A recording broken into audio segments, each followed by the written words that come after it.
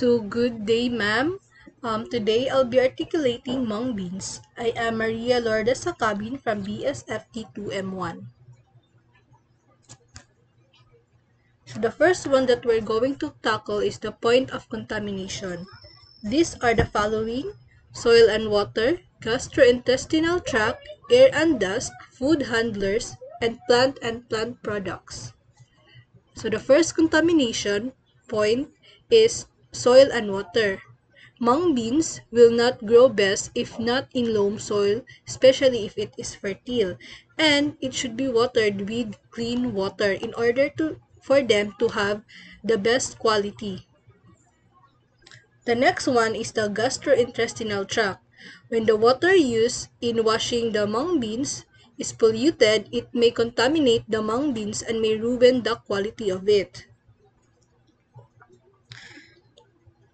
Number 3 is air and dust. Will also contaminate mung beans, especially if the raw mung beans will now undergo processing. Since most organisms are found in the air and dust, it will likely be a source of contamination. The next one is food handlers.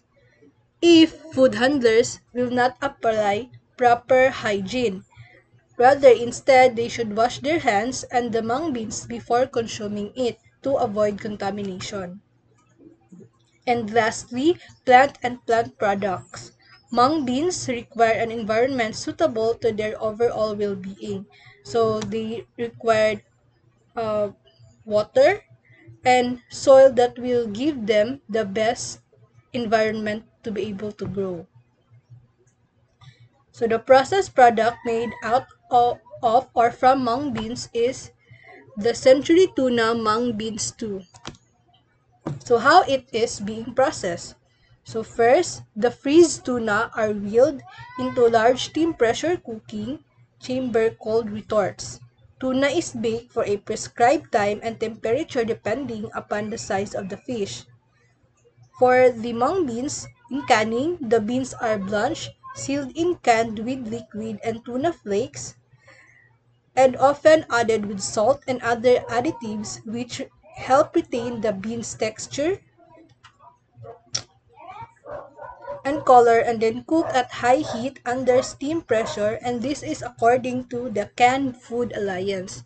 So the ingredients are the following: water, mung beans, tuna flakes, soybean oil, tomatoes, soy protein concentrate, seasoning such as garlic and onion, thickeners such as cornstarch and santan gum, salt, and vitamin A. So the intrinsic factors affecting the microbial growth of mung beans are the following: hydrogen ion concentration or the pH, moisture content, and biological structure. So mung beans will not grow if it is not between the pH level of 6.2 and 7.2, and this will allow the growth of the bacteria. And if it is the pH is 6.2 to 7.2, the more growth mung beans will gain. Intrinsic factor number 2 is the moisture content. The percentage of moisture content has increased but still within the limit of quality requirement. The quality requirement of mung beans is a moisture content not higher than 11%. So if it is higher than 11%, the moisture content is higher than 11%, then the mung beans will be affected by the microbial growth. And the last one is the biological structure. Biological structure are basically natural covering that may prevent the entry and growth of microbial cells. The seed coat of mung beans serves as a protection. So without the seed coat that serves as a protection, microbial growth will highly occur. The two extrinsic factors are temperature and relative humidity. So, for temperature, microbial growth is dependent to temperature.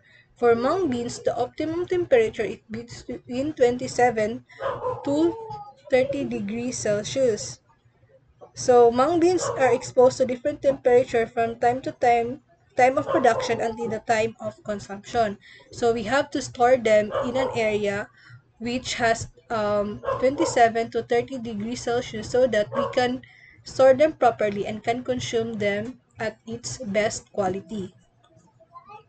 And the last one is relative humidity. When food stored in high relative humidity, dormant spores of bacteria or fungi to germinate. Dry conditions are considered better for food storage, and sun drying is used to reduce the moisture of mung beans for safe storage.